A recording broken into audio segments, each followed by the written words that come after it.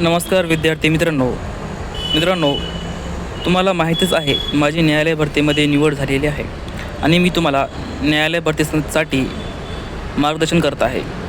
मित्रांनो, सर्वात प्रथम मी दिलगिरी व्यक्त करतो की मी कंटिन्युअस व्हिडिओ बनवू शकले नाही तुमच्यासाठी. मी तुम्हाला प्रॉमिस केला होता, त्याबद्दल मी सर्वात प्रथम तुमची दिलगिरी व्यक्त करतो. आणि मित्रांनो, आता राहिलेल्या दिवसामध्ये आपण दररोज तुमच्यासाठी व्हिडिओ बनवण्याचा प्रयत्न करणार आहे. तर मित्रांनो, आता सर्वांच्या मनामध्ये प्रश्न आहे की सर, आता शेवटचे काही दिवस शिल्लक राहिलेले आहेत, तर या दिवसामध्ये कशा पद्धतीने अभ्यास करायला पाहिजे आणि या दिवसाचा उपयोग कसा सदुपयोग करून घ्यायला पाहिजे, तर हे आम्हाला सांगा. बरेच विद्यार्थी मला प्रश्न विचारत आहेत. तर मित्रांनो, मी तुम्हाला या व्हिडिओमध्ये असं काही सांगणार आहे की तुम्ही या दिवसामध्ये जर मी सांगितलेल्या गोष्टी केल्या तर तुमचे जे यशस्वी होण्याचे चान्सेस आहेत खूप वाढतील मित्रांनो. तर त्यासाठी मित्रांनो, तुम्हाला हे व्हिडिओ पूर्ण बघायचं आहे. जास्तीत जास्त विद्यार्थ्यांपर्यंत या व्हिडिओची लिंक शेअर करायची आहे आणि चॅनलला सबस्क्राईब करायचं आहे. चला तर मित्रांनो, आपला जो मूळ विषय आहे आजचा, ते विषयाकडे वळूया. त्या विषयाकडे आपण वळूया मित्रांनो.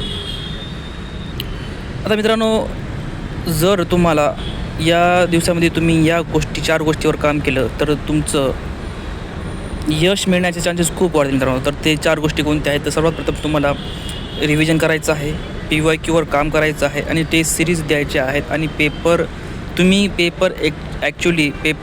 एक्झाम हॉलमध्ये जेव्हा तुम्ही जाल तर ते कशा पद्धतीने सोडवणार आहेत, तर त्याची प्लॅनिंग मी आत्ताच करून ठेवायची आहे.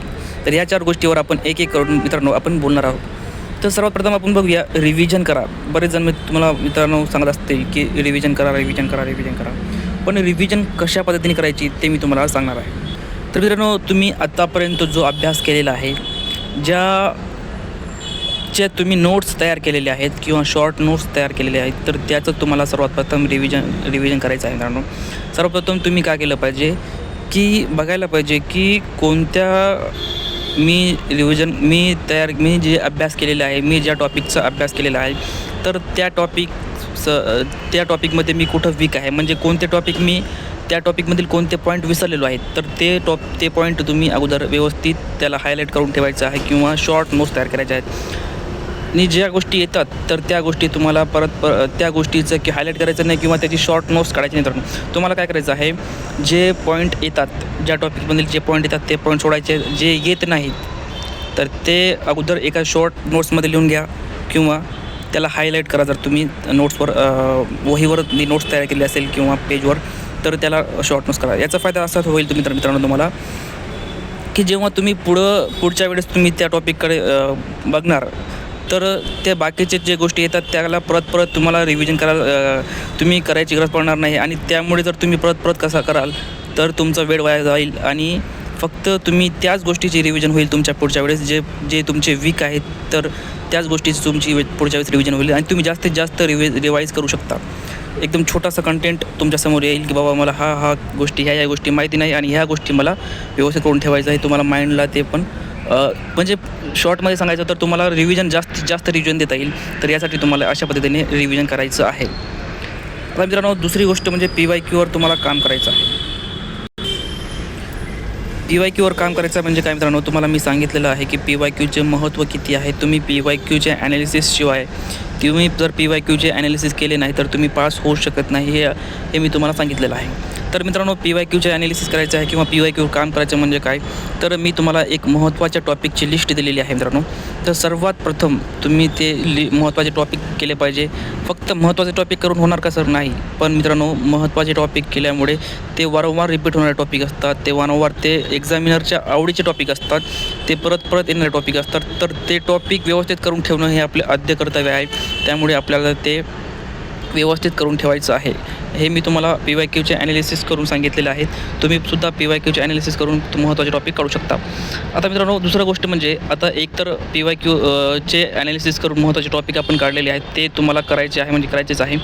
दुसरी गोष्ट मित्रांनो, आता जे प्रश्न आलेले आहेत, तर तुम्हाला काय करायचं आहे, दररोजची एक प्रश्नपत्रिका घ्यायची आहेत आणि जो प्रश्न आलेला आहे तर तो प्रश्न बघायचा की ह्या कोणत्या प्रश्नातून किंवा कोणत्या टॉपिकमधून हा प्रश्न आलेला आहे. ज्या टॉपिकमधून तो प्रश्न आलेला आहे, तर ते टॉपिकचं बेसिक माहिती आपल्याला घेऊन ठेवायची आहे. जेणेकरून तुमचं काय होईल मित्रांनो, जे महत्त्वाचे टॉपिक आहे तर ते तिथून जर प्रश्न आला तर तुमचं चुकणारच नाही.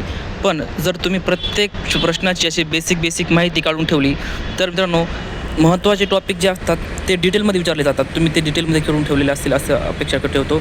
आणि जे बाकीचे टॉपिक असतात ना मित्रांनो, ते वरवरचे म्हणजे बेसिक प्रश्न विचारतात. तुम्ही जर प्रत्येक प्रश्न 30 समजा प्रश्न आहेत तर 30च्या 30 प्रश्नांचे तुम्ही जर बेसिक करून ठेवलं तर मित्रांनो, त्याचा तुम्हाला खूप फायदा होईल. तर कशा पद्धतीने माहिती काढायची, समजा एखादा तुम्हाला धरण विचारलेलं आहे किंवा जसं की राधानगरी हे धरण कोणत्या जिल्ह्यात आहे असा प्रश्न तुम्हाला विचारलेला आहे. तर तुमचं काम काय आहे मित्रांनो, अगोदर बघायचं की ते कोणत्या टॉपिकवरचं आहे. धरणी टॉपिकवर आहे तर धरण हे टॉपिक मी वाचलेलं आहे का असा स्वतःला प्रश्न विचारायचा आहे की धरण हे टॉपिक मी वाचलेलं आहे का. जर वाचलेलं असेल तर ठीक, नाहीच तर असेल तर मित्रांनो, जे तुम्ही जे नोट्स तयार केलेले आहेत किंवा तुमच्याकडे जे पुस्तक आहे किंवा गुगलवर सर्च करून तुम्ही ते टॉपिक व्यवस्थित करून ठेवायचं आहे. तुम्हाला लक्षात ठेवा मित्रांनो, म्हणजे धरण हे टॉपिकवर जर प्रश्न आला तर महत्त्वाची धरणे तुम्हाला माहीत पाहिजे असं तुम्हाला अभ्यास करायचा आहे. आता मित्रांनो, दुसरी गोष्ट म्हणजे एक तर झालं आपण ज्या टॉपिकचा अभ्यास करणार आहोत त्यासोबत काही कन्सेप्ट असतात. तर त्या कन्सेप्ट रिलेटेड प्रश्न असेल तर ती कन्सेप्ट व्यवस्थित करून ठेवायची आहे, जेणेकरून त्यावर दुसऱ्या वेळेस प्रश्न आला तर तुमचा चुकला नाही पाहिजे. तर मित्रांनो, अशा पद्धतीने म्हणजे PYQवर काम करायचं आहे की ते जे ऑप्शन आहेत, जे प्रश्नामध्ये दिलेले 4 ऑप्शन आहेत तर त्या 4 प्रश्नाची सुद्धा माहिती काढून ठेवायची आहे. तर कारण आपण मागच्या प्रश्नपत्रिका बघितल्या तर प्रश्नातून प्रश्न किंवा प्रश्नाच्या पर्यायातून प्रश्न तयार केलेले आहेत, त्यामुळे आपल्याला ते पण करायचं आहे मित्रांनो. आणि जो प्रश्न आलेला आहे तर त्या प्रश्नाची लिंक करंट अफेअर्ससोबत होते का, किंवा ते प्रश्न सध्या जो प्रश्न आहे तर तो प्रश्न सध्या करंट रिलेटेड न्यूजमध्ये आहे का, तर ते पण तुम्हाला समजून घ्यायचं आहे मित्रांनो. जसं की कोयना धरणाचं नाव आता बदललेलं आहे मित्रांनो. तर कोयना धरणाचं नाव छत्रपती शिवाजी महाराज असं झालेलं आहे. तर अशा पद्धतीने काही जे प्रश्न आहे तर त्याची लिंक किंवा तो टॉपिक किंवा तो प्रश्न जे आहे ते टॉपिक किंवा ते प्रश्न लिंक होतो का असं तुम्हाला बघायचं आहे मित्रांनो. एकंदरीत मित्रांनो, मला सांगायचं काय आहे की प्रश्नावर कशा पद्धतीने काम करायचं आहे की महत्त्वाचे टॉपिक तुम्हाला करून ठेवायचे आहेत ते तर आहेच. सोबत तुम्हाला मित्रांनो, ज्या टॉपिकमधून आलेला आहे तर त्या टॉपिक कुठून आलेलं आहे ते शोधायचं आहे. पुस्तकातून शोधू शकता किंवा नेटवर सर्च करू शकता तर ते टॉपिक कुठून आलेलं आहेत आणि या टॉपिकवर परत प्रश्न आला तर ते आपल्याला चुकणार नाही. आणि तिसरी गोष्ट म्हणजे मित्रांनो की जे पर्याय आहेत तर ते पर्यायाची पण बेसिक तुम्हाला माहिती करून ठेवायची आहे मित्रांनो. अशा पद्धतीने तुम्हाला जर अभ्यास तुम्ही शेवटच्या कालावधीत जर तुम्ही केला मित्रांनो तर तुम्हाला खूप याचा फायदा होईल. तर हे गोष्ट लक्षात ठेवा मित्रांनो. आणि मित्रांनो, एक तिसरी गोष्ट म्हणजे तुम्हाला टेस्ट सिरीज सोडवायची आहे, टेस्ट सिरीज द्यायची आहे. आता टेस्ट सिरीज द्यायची आहे तर कशा पद्धतीने टेस्ट सिरीज तुम्ही दिली पाहिजे एक गोष्ट लक्षात ठेवा. ज्या विद्यार्थ्यांनी आतापर्यंत मागील प्रश्नपत्रिका बघितलेल्या नाहीत तर मित्रांनो, त्यांनी सर्वात प्रथम काय करायचं आहे, टाईम लावून त्या मागील प्रश्नपत्रिका बघायच्या आहेत. ते मी आपल्या CKO अकॅडमी नावाचा जो ॲप आहे त्याची लिंक मी तुम्हाला डिस्क्रिप्शन बॉक्समध्ये देतो. तिथं मी तुम्हाला शिपायांच्या 4 प्रश्नपत्रिका टाकलेल्या आहेत. तर मित्रांनो, तुम्ही सर्वात प्रथम काय करायचं आहे, ते प्रश्नपत्रिका जी आहेत ते टाईम लावून सोडवायचे आहेत. 4ही प्रश्नपत्रिका सोडवायचे आहेत आणि तुम्हाला त्या प्रश्नपत्रिकेचे ॲनालिसिस करायचं आहे की मी जे प्रश्न सोडवलेले आहेत तर त्या प्रश्नातील कोणते प्रश्न माझे चुकलेले आहेत आणि जे चुकलेल्या प्रश्नाची एक लिस्ट बनवा किंवा चुकलेला प्रश्न कोणत्या टॉपिकचा आहे तर त्याची लिस्ट बनवा. एखादा समजा प्रश्न धरणावरचा असेल तर ते प्रश्न तुमचा चुकला तर तुम्ही एक लिहून घ्यायचं की बाबा धरणावरचा माझा टॉपिक चुकलेला आहे. बरोबर प्रश्नाकडे लक्ष देऊ नका जास्त करून, जे चुकीचे प्रश्न आहेत त्यावर लक्ष ठेवा, कारण ते तुमचे वीक पॉईंट आहे. चुकला प्रश्न म्हणजे ते काय आहे, तुमचं वीक पॉईंट आहे, म्हणजे ते टॉपिक थोडक्यात वीक आहे. तर तुम्हाला काय करायचं आहे, ते टॉपिक प्रश्न चुकलेला आहे तर त्याचे टॉपिक जो आहे तर त्या जे चुकलेलं टॉपिक आहे, चुकलेला प्रश्न आहे तर त्याची माहिती तुम्हाला व्यवस्थित काढून ठेवायची आहे, जेणेकरून तुमचे जो वीक टॉपिक आहे ते स्ट्रॉंग होईल आणि पुढच्या वेळेस त्याच्यावर प्रश्न आला तर तुमचा चुकणार नाही. आणि ते जे प्रश्न आलेले आहेत तर ते असं आपण घरी धरू शकतो की ते तुमचं बरोबरच आहे असं समजा. म्हणजे अशा पद्धतीने तुम्हाला आता शेवटच्या कालावधीमध्ये अभ्यास करायचा आहे. एक तर गोष्ट की ज्या विद्यार्थ्यांनी आतापर्यंत प्रश्न बघितलेला नाही किंवा बघितले जरी असेल तरी तुम्ही अशा पद्धतीने करू शकता. आता बरेच विद्यार्थी म्हणतात सर आम्ही प्रश्न तर बघितलेले आहेत, आम्हाला उत्तर तर माहीत आहे. तर मित्रांनो, तुम्हीसुद्धा टाईम लावून प्रश्न सोडवायचे आहेत, पण अशा पद्धतीने विचार करायचा आहे. समजा एखादा प्रश्न तुमच्यासमोर आला की धरणावर समजा तुम्हाला माहीत झालं की ते शिवसागर धरण कुठे आहे तर तुम्हाला त्याचं उत्तर माहीत झालं, पण तुम्हाला स्वतःला असा प्रश्न विचारायचा आहे की याचं उत्तर मी प्रश्नपत्रिका बघितलेली असल्यामुळं मला उत्तर याचं माहीत आहे, पण जर पुढच्या वेळेस धरणावर टॉपिक प्रश्न आला, दुसरा प्रश्न आला, तर मला येऊ शकतो का? म्हणजे तुम्हाला स्वतःला प्रश्न विचारायचा की आहे की जे धरणावर प्रश्न आलेले आहेत हे तर मला माहीत आहे उत्तर याचं, पण पुढच्या वेळेस जर धरणावर उत्तर दुसरा प्रश्न आला, तर एक्झामिनरने जर दुसरा प्रश्न सेट केला धरणावर, तर मला येईल का? धरणाचा मी अभ्यास केलेला आहे का? तर अशा पद्धतीने तुम्हाला स्वतःला प्रश्न विचारायचा आहे आणि त्याची लिस्ट तयार करायची आहे की नाही बाबा, स्वतःला प्रश्न जेव्हा विचारतात मी तुम्हाला लगेच उत्तर मिळेल की हां, मी धरणाचा अभ्यास केलेला आहे व्यवस्थित आणि मला आता करायची गरज पडणार नाही. तर तुम्हाला ठीक आहे, मग पुढचा प्रश्न बघा, पुढचा कोणत्या टॉपिकचा प्रश्न आहे, मग त्या टॉपिकचा जर तुमचा येत असेल, त्या टॉपिकचा अभ्यास तुम्ही केलेला असेल तर ठीक. तुम्हाला एक लिस्ट तयार करायची आहे मित्रांनो. एक लिस्ट म्हणजे अशी लिस्ट की ज्या टॉपिकचा तुम्हाला तुम्ही अभ्यास केलेला नाही आणि ते टॉपिक तुमच्या प्रश्नपत्रिकेमध्ये आहेत, तर ते तुम्हाला व्यवस्थित करून ठेवायचं आहे. म्हणजे तुमच्या थोडक्यात सांगायचं तर तुमच्या वीक पॉईंटवर तुम्हाला काम करायचं आहे, हे लक्षात ठेवा मित्रांनो. यातून तुम्हाला खूप फायदा होईल मित्रांनो. तुमचे परीक्षेमध्ये येणाऱ्या एक्झाममध्ये तुम्हाला याचा खूप फायदा होईल मित्रांनो. आता सर तुम्ही सांगितल्याप्रमाणे आम्ही जे प्रश्नपत्रिका सोडवलेले आहेत, आमचे एक वीक जे पॉईंट आहेत ते पण काढलेले आहेत, वीक टॉपिक पण काढलेले आहेत, त्याचा अभ्यास पण केला. आता पुढं कसं करायचं? तर मित्रांनो, तुम्हाला दररोज एक टेस्ट सिरीज द्यायची आहे. दररोज कोणत्याही शिक्षकांची तुम्ही टेस्ट सिरीज लावू शकता. असं नाही की यांचीच लावा त्यांची लावा.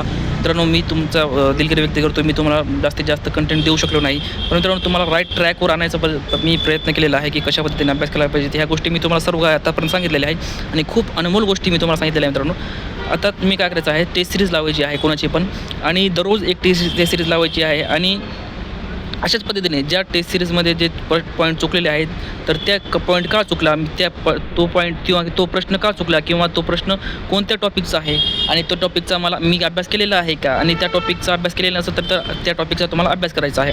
अशा पद्धतीने तुम्हाला एकतर तुमचे टाईम मॅनेजमेंट होईल, दुसरी गोष्ट म्हणजे ते तुमचे वीक पॉईंट आहे तर त्यावर काम होईल. अशा पद्धतीने मित्रांनो तुम्हाला जास्तीत जास्त तुमचं मार्क्स वाढतील मित्रांनो, अशा पद्धतीने तुम्ही अभ्यास केला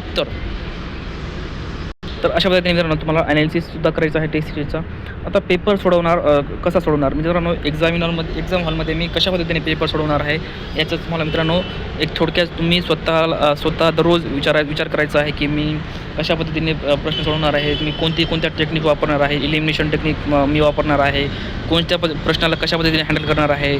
तर ह्या सर्व गोष्टी तुम्हाला समजायला पाहिजे की आतापासून त्याची तयारी करून ठेवा की इलिमिनेशन टेक्निक काय असते मित्रांनो. तर इलिमिनेशन टेक्निकवर आपण व्हिडिओ घेणारच आहोत की कशा पद्धतीने तुम्ही प्रश्न सोडवत असताना सर्वात प्रथम तुम्ही काय करायला पाहिजे की जे सोपे प्रश्न आहेत प्रश्नपत्रिके सोडवत असताना, की जे सोपे प्रश्न आहेत ते बघितल्या त्याचं उत्तर निघते ते प्रश्न अगोदर तुम्ही सोडवायला पाहिजे. आणि त्यानंतर दुसरी गोष्ट म्हणजे जे प्रश्न तुम्हाला कन्फ्यूज करतात किंवा जे प्रश्न तुम्हाला येत नाहीत, तर त्या प्रश्नासाठी मित्रांनो इतर काही टेक्निक्स वापरून तुम्ही उत्तरापर्यंत पोहोचू शकता. जसं की थोडं जर तुम्हाला असं वाटलं की हा प्रश्न मला कन्फ्युजनिंग आहे ह्या प्रश्नाबद्दल मी कन्फ्यूज आहे, तर तुम्ही काय करायला पाहिजे, एलिमिनेशन टेक्निकच्या थ्रू ते प्रश्न सोडवला पाहिजे, जेणेकरून तुमचं उत्तर येण्याचे चान्सेस खूप वाढतात मित्रांनो. तर अशा पद्धतीने तुम्हाला पेपर सोडवायचा आहे. इतरही काही टेक्निक्स वापरून एक्झामिनरचं माइंडसेट कशा पद्धतीने काम करतो, मागील प्रश्नपत्रिका बघा की कशा पद्धतीने एक्झामिनरने प्रश्न सेट केलेले आहेत. काही प्रश्न जे उत्तर दिलेले आहेत त्यांनी काही त्याच्यामध्ये हिंट दिलेली आहे का, किंवा जर तुम्हाला प्रश्न माहिती जरी नसेल तर प्रश्नात काही हिंट आहे का, हिंटातून प्रश्न मी उत्तरापर्यंत जाऊ शकतो का. तर अशा पद्धतीने काही टेक्निक्स असतात मित्रांनो, त्या सर्व गोष्टी तुम्हाला त्याच्यावर सुद्धा काम करावं लागतील. तर अशा पद्धतीने मित्रांनो एकंदरीत सांगायचं म्हटलं, जर तुम्ही आता शेवटच्या दिवसामध्ये ह्या पद्धतीने तुम्हाला काम करायचं आहे करायचंच आहे मित्रांनो, खूप स्मार्ट स्टडी मी तुम्हाला सांगितलेलं आहे, जे विद्यार्थी सक्सेस होतात. आणि ह्या शेवटच्या कालावधीत मित्रांनो खूप सारे विद्यार्थी भरकडून जातात की मला हे करायचं आहे, मला ते करायचं आहे, असं करायचं तसं करायचं. मित्रांनो फापट पसारे करत बसू नका. मी तुम्हाला सांगत आहे मी सांगितल्या पद्धतीने तुम्ही जर अभ्यास केला तर मित्रांनो तुम्हाला खूप फायदा होतो.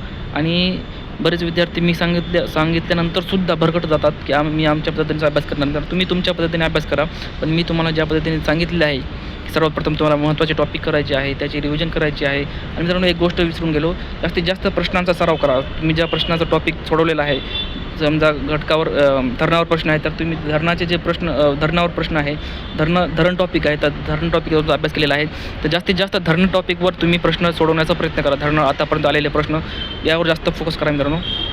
टेस्ट सिरीज तर द्यायचीच आहे तुम्हाला, टेस्टवर काम करायचं आहे तर टॉपिक वाईज प्रश्न पण सोडवण्याचा प्रयत्न करा जास्तीत जास्त, अशा पद्धतीने मित्रांनो.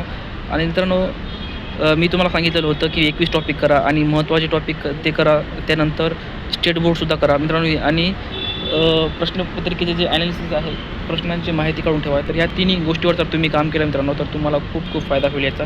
आता येणाऱ्या काही दिवसापर्यंत आम्ही तुमच्यासोबतच राहणार मित्रांनो. तुमचा काही प्रॉब्लेम असेल तर तुम्ही मला कॉन्टॅक्ट करू शकता. मी तुम्हाला मोबाईल नंबर देऊ शकतो मित्रांनो. मोबाईल नंबर ते मी कमेंट बॉक्समध्ये टाकतो, डिस्क्रिप्शन बॉक्स आणि कमेंट बॉक्समध्ये पिन करतो. तिथून तुम्ही प्रश्न मला फोन करू शकता. आपलं टेलिग्राम चॅनल पण आहे, टेलिग्राम जॉईन करून ठेवा. तर CK अकॅडमी नावाचं जो आपलं ॲप्लिकेशन आहे, ॲप आहे, तर त्यासुद्धा मी बऱ्याच गोष्टी सांगितलेल्या आहेत. ते महत्त्वाची टॉपिकची लिस्ट दिलेली आहेत मित्रांनो. त्या सर्व गोष्टी तुम्ही करून ठेवायच्या आहेत. तर मी तुम्हाला GKचे 21 टॉपिक दिलेले आहेत. त्याच पद्धतीने मराठीचे, इंग्रजीचे आणि गणिता बुद्धिमत्ताचे सुद्धा प्रश्न टॉपिक दिलेले आहेत मित्रांनो. ते CK अकॅडमी नावावर चॅनल आहे, त्यामध्ये फ्रीमध्ये दिलेले आहेत. तर ते तुम्हाला तिथून बघू शकता मित्रांनो जाऊन. थँक्यू फॉर वॉचिंग मित्रांनो. तुम्हाला व्हिडिओ कसा वाटला ते मला कमेंट बॉक्समध्ये सांगायचं आहे. तुमची एक कमेंट मित्रांनो मला पुढचा व्हिडिओ बनवण्यासाठी प्रेरणा देऊन जाते. ठीक आहे मित्रांनो. Thank you for watching. धन्यवाद.